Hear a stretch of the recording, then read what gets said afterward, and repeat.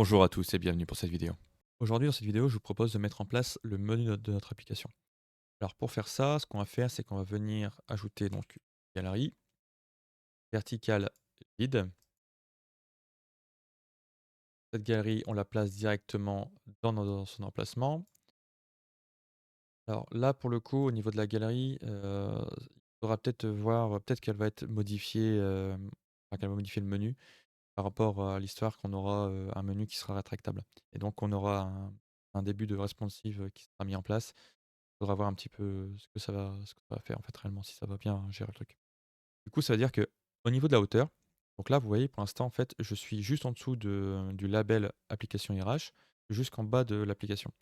Réellement, ça va pas être tout à fait possible, puisqu'on va retrouver une icône en haut à droite qui va nous permettre de fermer ou d'ouvrir le volet du menu. Donc à ce moment-là, il va falloir qu'on descende un tout petit peu la hauteur et la hauteur, pour le coup, je vous propose de la mettre à 600 histoire de faire un chiffre rond. Voilà. Donc là, c'est peut-être un poil beaucoup ce qu'il y a en haut, mais pour rappel, en fait, en général, en bas des menus, on met les numéros de version d'application. Donc ce sera l'occasion de faire un truc comme ça, aussi après. Pour l'instant, je le décale à fond en bas et on avise juste après de comment on va gérer la chose. Alors au niveau de la galerie, donc là, je vais l'appeler galerie menu, comme ça. Alors le JSON qui va faire tourner ça, histoire que ça soit répercuté dans ton application, il ne faudra pas le créer dans la partie accueil. Il va falloir le créer dans la partie app.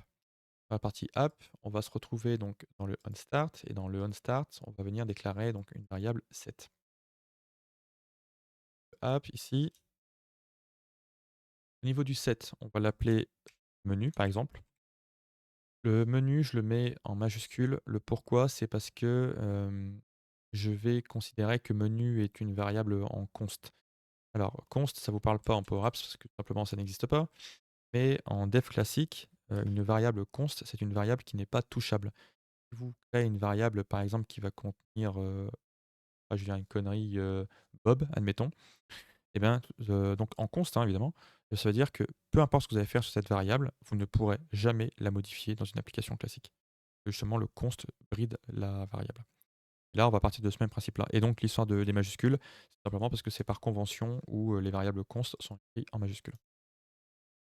Donc ça là-dessus, donc ce qu'on va faire, c'est qu'on va créer un tableau, donc ce qu'on a déjà vu dans la vidéo sur les menus.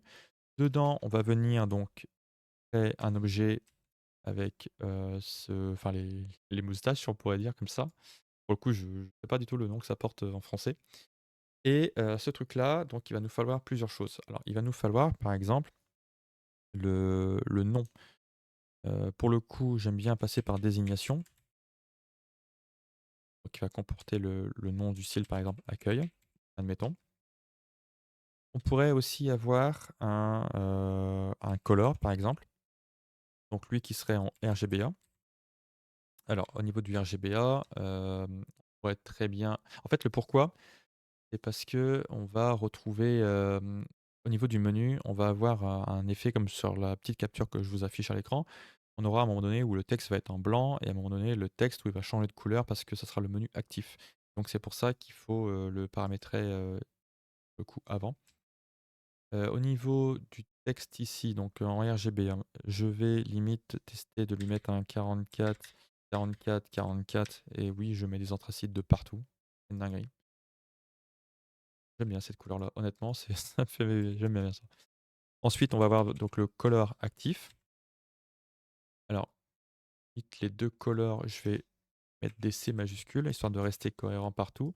Le color donc actif, lui, on va lui mettre un RGBA aussi, heu, sauf que j'ai raconté des conneries puisque le color en fait ne peut pas être en anthracite puisque l'anthracite va arriver limite après. Ouais, donc là pour le coup, j'ai plutôt donc quoique le color ce sera quand le menu n'est pas actif, hein. Donc le color ça sera donc en blanc, en 255 de partout et limite pour le actif, de me dire que possiblement on pourrait plutôt le basculer sur un couleur un peu style Primary, vous savez? Et donc si on teste ça, pour récupérer la valeur en RGBA, Donc on va prendre un texte. Le texte par défaut, on va lui mettre 40 134 222. Alors en actif. 40 134 222. Ça nous donne le bleu qui va bien. Ok, donc comme ça, là-dessus, on est ok. Donc pour la suite du menu, donc ça, on a les couleurs, la désignation. Et, et je suis en train de me dire qu'on peut limite placer en plus la hauteur, par exemple. Alors la hauteur, on va la placer en 40.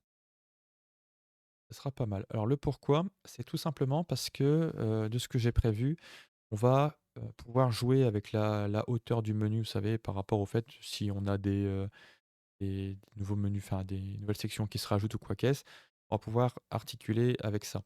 Le 40, tout simplement parce qu'on va s'en servir donc pour centrer dans la cellule qu'on va avoir au niveau de la galerie et c'est ce qui va nous servir donc à jouer avec les hauteurs, pour répercuter dans toute l'application ou si on vient rajouter des sections. Donc ça, on va le reprendre. Je vais ensuite le dupliquer.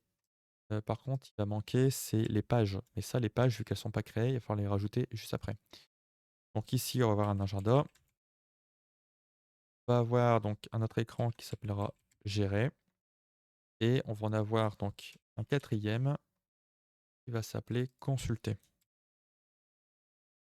Donc au niveau de ces écrans, pour rappel, et comme ce que vous pouvez voir dans les maquettes, donc sur la droite, l'agenda, ça sera donc là où on aura toute la partie qui nous récapitulera ce qu'on a fait sur le mois et après on pourra bouger de mois en mois si on a envie, on peut faire ce genre de choses. Et c'est aussi là qu'on pourrait faire des régularisations au niveau des pointages qui sont absents, par exemple. Pas des congés, hein, c'est vraiment les pointages quand vous déclarez votre arrivée au lieu de travail et les sorties. C'est vraiment ce truc-là qui va pouvoir être géré là-dedans. Tout ce qui est géré, bah, lui, ce sera, pour, tout ce qui est déclaration de congés en tout genre et c'est aussi là où on pourrait faire les dons de congés, par exemple. C'est là-dedans qu'on va gérer ce truc-là. Le consulter, lui, ça sera un état solde qui va vous dire un petit peu, ben, le temps que vous avez travaillé, sur la semaine, sur le mois, les congés que vous avez posés et on pourra s'amuser à se déplacer via un petit calendrier pour avoir ces valeurs. Par exemple, on a fait au mois de janvier, vous savez? Et derrière, on pourra se placer en février pour dire: «Bon, bah, en février, voilà, en fait, les soldes étaient à ça» et ça, en fait, le but du jeu, c'est tout simplement imaginer que vous êtes extrêmement prévoyant et que directement, dès janvier, vous prévoyez vos congés d'été et vos congés de décembre. Ben, partant de ce principe-là, on pourra donc se servir de l'onglet «Consulter» pour prendre tout ce que vous avez posé, dans les congés toute l'année en compte pour savoir les soldes qui vous restent, en fait. On s'en servira à ce moment-là. Donc on a ça comme ça. Maintenant ce qui serait intéressant, ça serait de prendre ce menu, par exemple, qu'on a ici. On va déclarer le onStart comme exécuté et donc dans la partie, menu, on va remplacer ça par le menu. Le sample, on le retire et on déclare notre menu. Alors maintenant que notre JSON est créé, ce qu'on va faire, c'est qu'on va venir donc l'utiliser. Alors on s'en va dans la partie, galerie, dans la partie actif. On va donc y ajouter un bouton et ce bouton, ce qu'on va faire, c'est qu'on va tout simplement donc la hauteur, le conditionner avec thisItem.height pour avoir la hauteur qu'on a mis dans le JSON. Au niveau, d'ailleurs avant ça, la galerie, pensez bien à retirer la marge, hein, la mettre à 0. Au niveau du bouton pour la partie Y, alors pour ça, ce qu'on va faire, c'est qu'on va tout simplement faire un parent.template_height pour la hauteur, auquel on va venir soustraire donc la hauteur du bouton. Donc on va faire un thisItem.height puisque c'est maintenant qu'on a notre valeur et ça, on va faire une division par 2 et donc du coup, ça nous permet d'obtenir la position qu'on a réellement en Y. Et on le vérifie. Donc vous voyez, je suis mis, en focus sur la galerie et on peut voir que je suis bien placé correctement. Je m'amuse à toucher au JSON. Bon bah là, le bouton se remettra, d'équerre aussi, hein, pas de souci là-dessus. Donc je me remets correctement, voilà. Alors au niveau du texte qu'il y a dedans, donc on va retirer ça, on va mettre un this item désignation. Ça, c'est pas mal.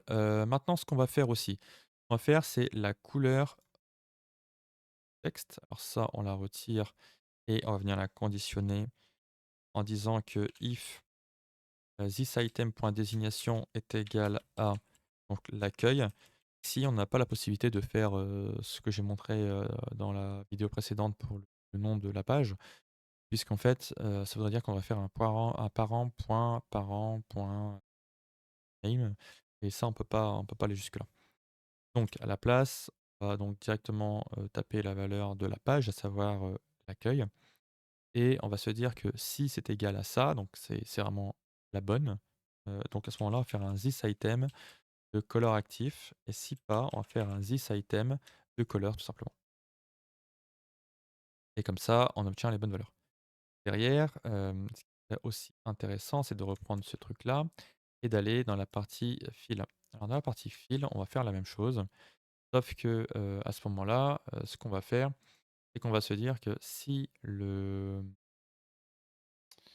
bouton est actif, donc on va avoir une couleur blanche. Si on retire le color actif pour un RGBA de 255, 255, 255, 1, termine la fonction RGBA. Et dans le cas où, ce n'est pas ça, à ce moment-là, on va limite refaire un RGBA, comme ça. On peut mettre des valeurs qu'on a envie dedans, par exemple 0, 0, 0 et surtout le dernier, l'opacité 0. Ça, vous voyez, on obtient ce rendu-là. Ce qu'on a aussi, c'est qu'on a une, bordure, hein, qui est mise en place. Donc la bordure, on la retire et du coup, on obtient bien ce résultat-là. Au niveau du texte, on va le placer donc sur la gauche, comme ça. Ce qu'on va faire, c'est qu'on va faire un décalage, quoique, pour l'instant, limite, on va le laisser en centrage, on va voir un petit peu. Au niveau du rayon de bordure, alors le rayon de bordure, vu qu'on est sur un bouton à 40, ça veut dire qu'on va devoir faire la moitié. Donc, on va reprendre notre petite, condition qu'on a fait juste avant et en fait, là, si on touche, à la bordure qu'on a donc là, je suis sur le bouton, hein, pour le coup. On a le rayon de bordure qui est ici. Si on y touche, on fait les 4 coins en une seule fois. Sauf que, il est possible de gérer coin par coin. C'est exactement ce qu'on va faire. Donc là, pour les 4 coins, je me mets à 0 volontairement. Ça fait que ce truc-là me retire les arrondis que j'avais de ce côté-ci, vous savez? Au final, il y a pas besoin d'avoir d'arrondi, sur ce côté, comme on peut voir dans la maquette. Et de l'autre côté, par contre, on va aller dans les radius, du coup en bottom et en top left, donc les 2 qu'il y a là. Et on va dire tout simplement que si on est sur l'actif, donc le RGBA qu'on a en blanc, à ce moment-là on met 20 et dans l'autre cas, on met 0. Cette condition, on la reprend. Donc là, on était sur le bottom, on va sur le top. Au niveau du top, on lui remet la condition et on peut voir que du coup, mon bouton est dessiné. Bon, on a aussi le côté, au survol, ça fout la merde, hein. Là-dessus, on peut le voir, c'est pas ouf. Ce cas-là, on va le gérer. Alors, on prend notre bouton toujours, on descend, on retire tout ça, ça. On va tester de voir si tout fonctionne correctement. Le désactiver, bon, bah, ça, il y a pas besoin et on peut voir que, vous voyez, on a juste le texte qui bascule en noir quand on est, en survol dessus. Donc au niveau du pointage, alors au niveau du texte ici, on va reprendre le texte qu'on a là, donc la petite condition comme ça. On va avoir donc la partie over color. On va lui remettre la petite condition et voilà, on n'a plus le côté, vous savez, où ça change. Limite, on pourrait très bien se mettre par la suite un truc au clic pour dire qu'on crée une bordure, par exemple, pour montrer, ou limite on met un couleur anthracite, peut-être un peu plus clair pour montrer qu'on enfonce le bouton, quelque chose comme ça. On pourrait se faire un délire là-dessus, hein, il y a pas de souci. Limite, pour l'instant, je vais le laisser comme ça, mais il n'est pas impossible que je le modifie par la suite, hein, ce truc. Ce sera le bouton menu, d'ailleurs, à renommer. Ouais. Je pense qu'on est plutôt pas mal. Alors, pour rappel, faut pas oublier aussi la partie navigate. Donc dans le JSON, il y a le navigate à ajouter, hein, donc les pages. Pour l'instant, vu qu'on n'a qu'une seule page, j'ai mis accueil de partout, mais ce sera quelque chose qui sera, à modifier, plus tard. Au niveau du bouton, toujours, on a le onSelect. Donc le onSelect, on change ça. On va faire un navigate de this item en page. Au niveau de la transition, on pourrait limite faire un screen transition en fade, toujours. Limite peut-être un cover pour changer. Voilà. Là, le premier, bah, on n'a pas vraiment besoin d'avoir le cover en réalité, hein, puisqu'on y est déjà. Mais bon, on va dire pourquoi pas. Par contre, je sais pas si vous avez vu, mais on a une bordure épaisse qui apparaît quand je clique dessus. Ça, c'est, le press border thickness qu'on a ici. Donc vous voyez, le border thickness par défaut, la bordure est à 0. Par contre, on va retrouver la même chose un peu plus bas et c'est elle qu'il faudra aussi modifier. Hem, donc le press border color, on l'a ici et on a deuxième, il est où?